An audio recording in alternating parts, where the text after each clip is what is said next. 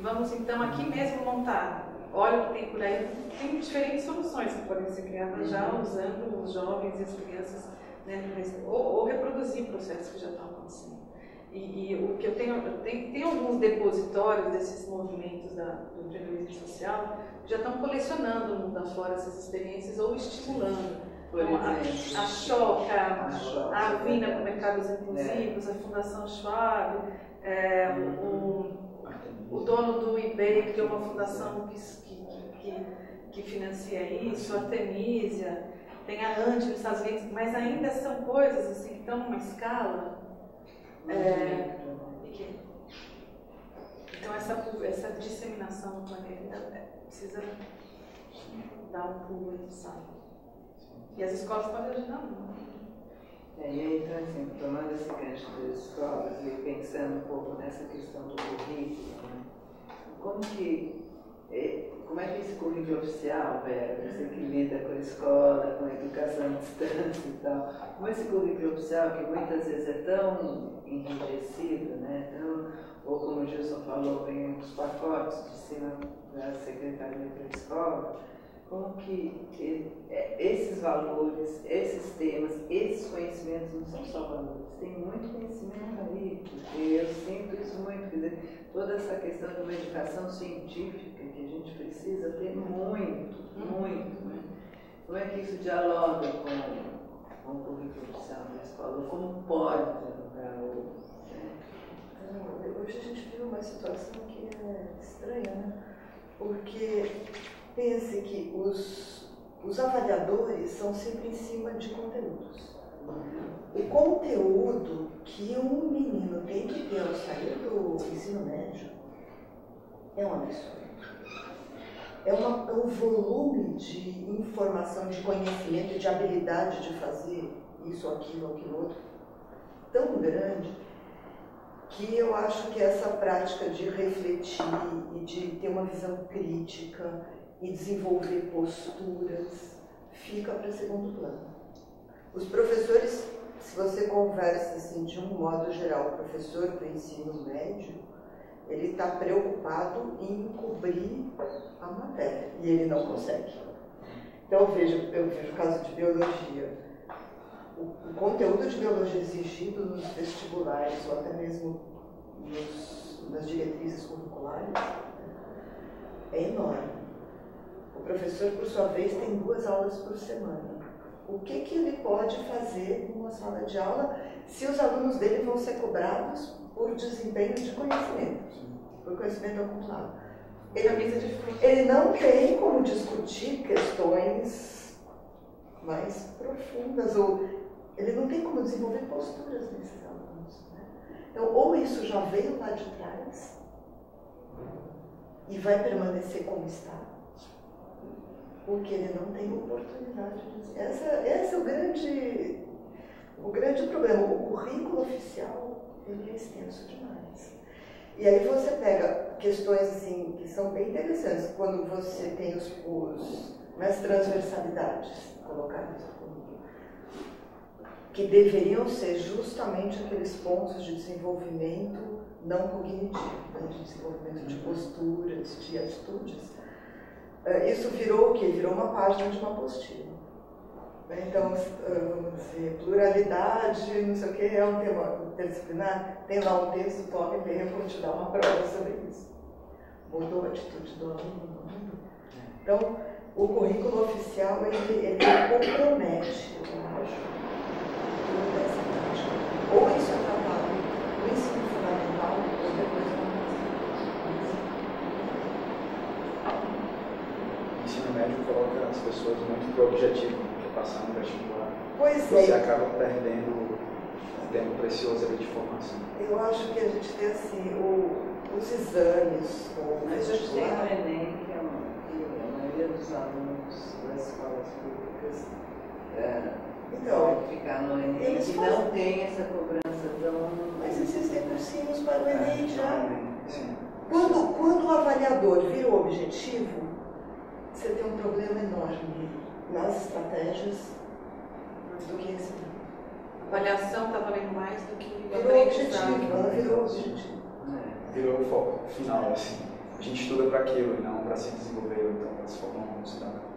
E eu acho que enquanto os sistemas avaliadores continuarem sendo esses, e hoje eu não enxergo melhor, infelizmente, eu acho que ninguém enxerga, as coisas vão continuar sendo muita motivação pelo objetivo final, né, que vai ser esse. Mas, assim, dando um pouco do enfoque na tecnologia, talvez a gente não consiga quebrar o sistema, né, e impedir que essa quantidade de conteúdos seja disponibilizada para esses alunos.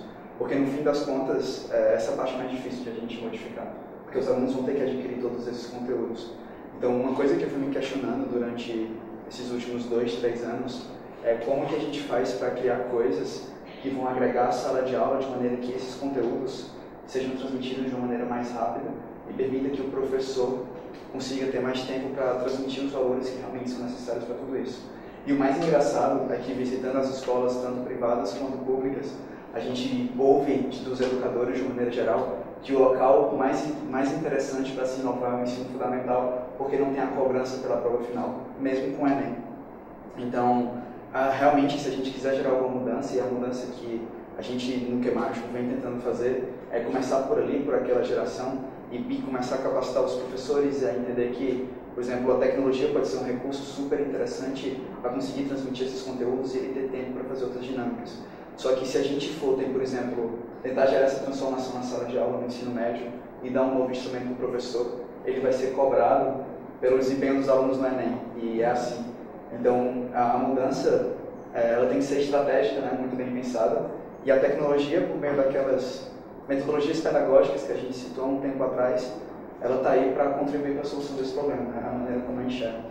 Então, salas de aula em que você divide, por exemplo, os alunos em 2 grupos, alguns estão nos computadores e outros estão fazendo atividades de cidadania, e o professor está com um pequeno grupo, o professor monitora à distância o que ele está fazendo nos computadores, porque os computadores coletam dados, um outro professor, então, ele está fazendo alguma atividade que vai trazer outros tipos de valores, e o professor está aqui com um pequeno grupo e não com uma turma de 50 ou 100, transmitindo os valores e tirando as dúvidas dos conteúdos que ele adquiriu nesse itinerário pedagógico.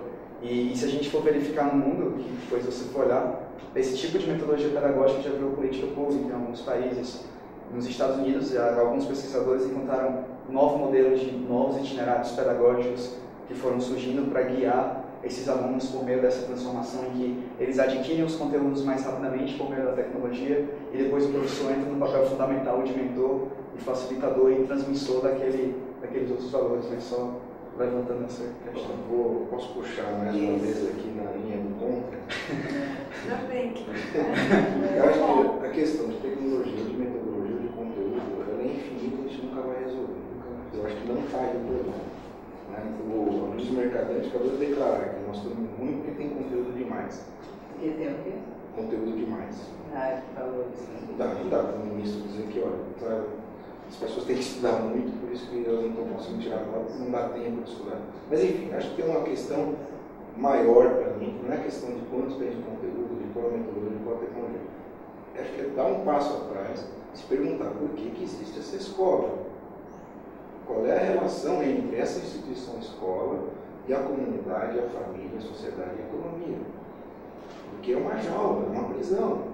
Quer dizer, você tem que manter os jovens ali ocupados. Quer dizer, por que você tem um conteúdo X? É porque foi alguém em algum momento, ou um conjunto de pessoas, ao longo do tempo, foi programando uma grade e tal, que era para não ter essa garotada desocupada. Então agora você vai fazer equação de segundo grau, mas eu vou usar assim, não, você não vai usar. Então agora é parábola, mas eu não vou usar, eu quero ser artista, eu quero... Não, mas e aí?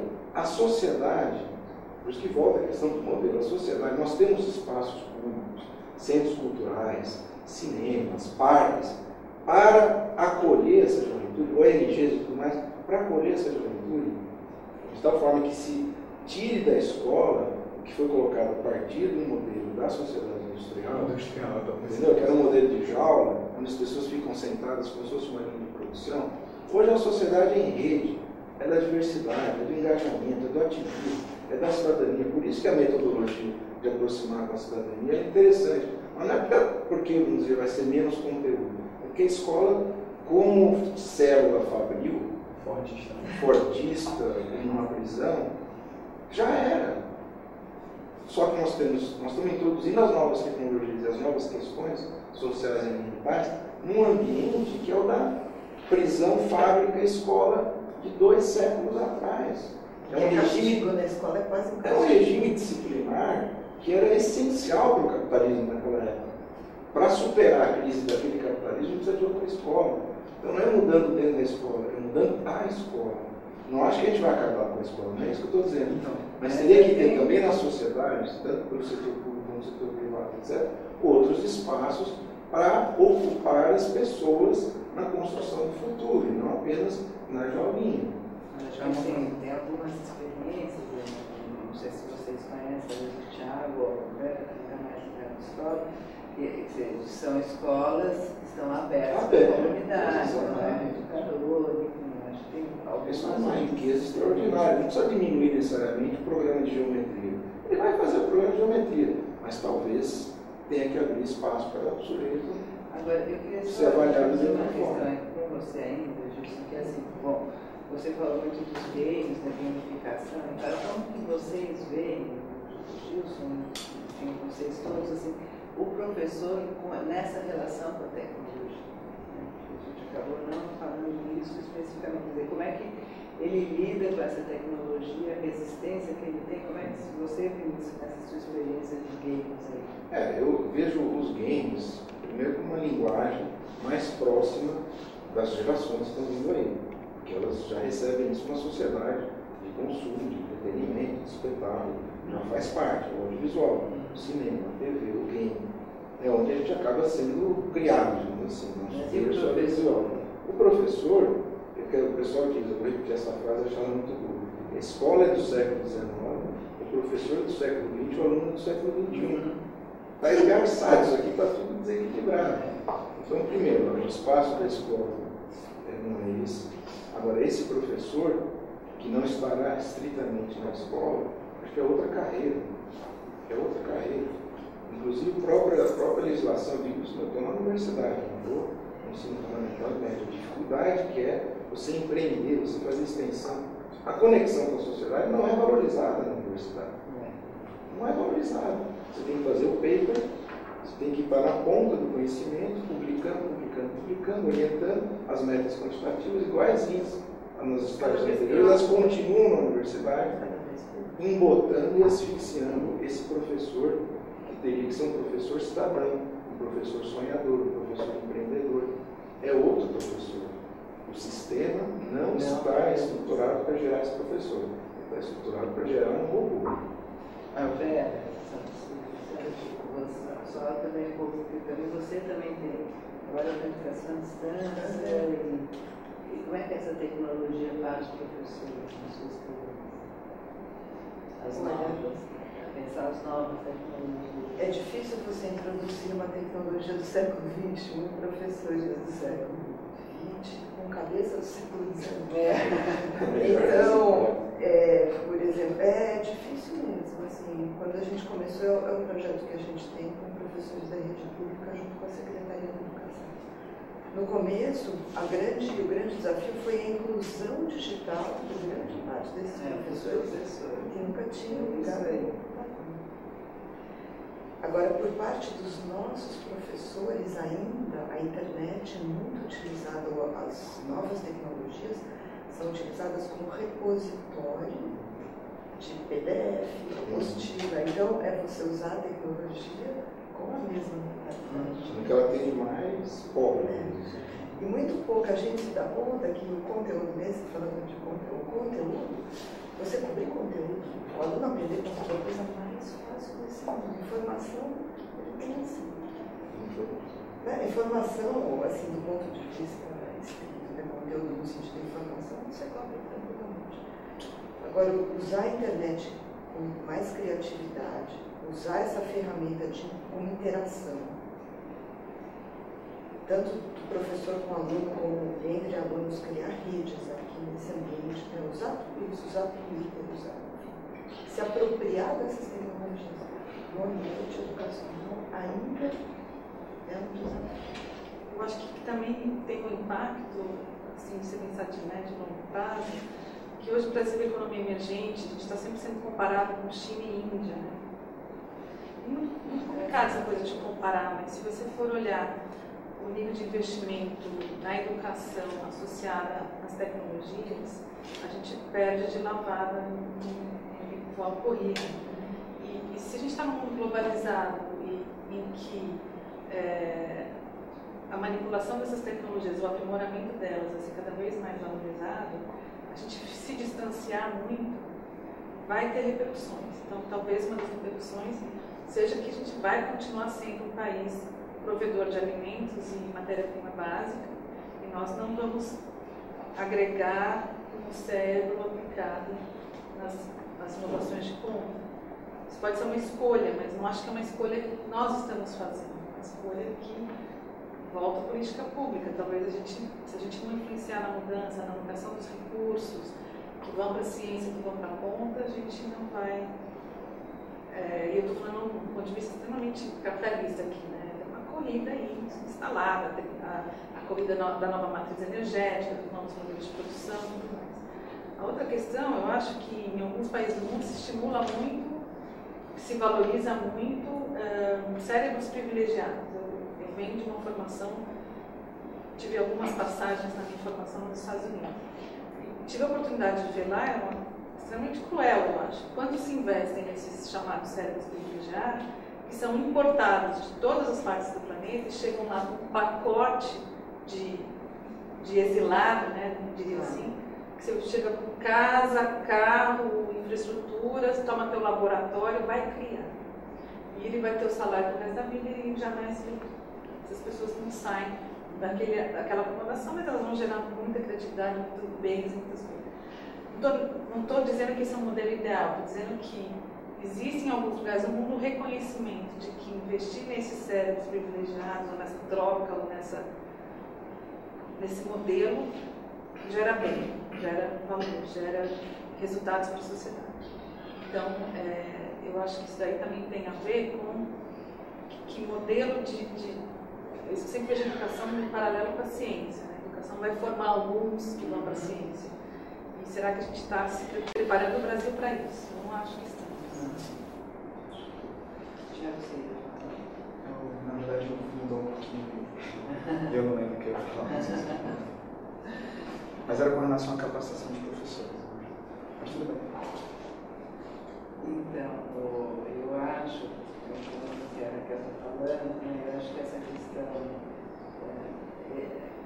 enfim, acho que nós estamos falando disso, né, acho que tem uma defasagem muito grande entre muito do que nós estamos conversando aqui e a escola real que está acontecendo no dia a dia. Né? Mas essa questão última, assim, eu fico muito preocupada. Não é a minha área, eu não entendo, mas acho que essa parte dessa educação científica também acho que está muito distante do que precisa, né, para esses tantos desafios novos, você citou alguns empreendimentos na África e tal, que exigem muita pesquisa, exigem muitas novas tecnologias e muita coisa científica, mas para você chegar num outro tipo de iluminação, num outro tipo de uso do solo, enfim, eu acho que... nós temos uma avaliação que vocês falaram muito de avaliação, né, que está priorizando basicamente leitura, né, como escrita, leitura e matemática. Quer dizer, não só não temos todos os valores e atitudes que discutimos aqui sendo privilegiados, como também a ciência também não está sendo.